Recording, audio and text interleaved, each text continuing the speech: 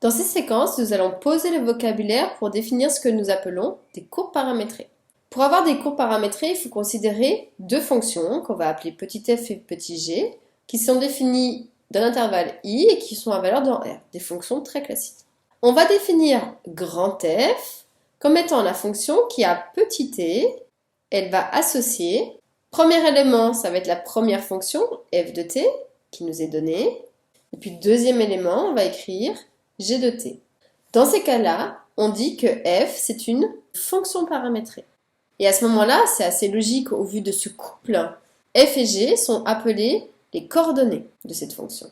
Donc, lorsque j'y considère ma fonction paramétrée, pour un petit élément t qui va appartenir à l'intervalle, on peut associer un point, m. Alors, des fois, même dans des sujets, vous pouvez trouver m de t, qui aura pour coordonnées, eh bien justement la même chose.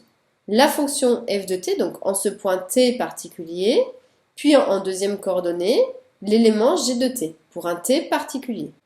Donc, on parle de t, on dit qu'il est le paramètre, donc toute ma courbe va dépendre de cet élément. Même si on va voir qu'il n'apparaît pas explicitement, entre guillemets, sur le dessin, mais vraiment tout dépend de lui. Et lorsqu'on va faire bouger t dans l'intervalle, m, il va parcourir une courbe qui va s'appeler une courbe paramétrée.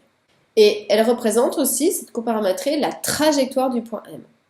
On va voir un petit peu par rapport au dessin, qu'est-ce que ça veut dire.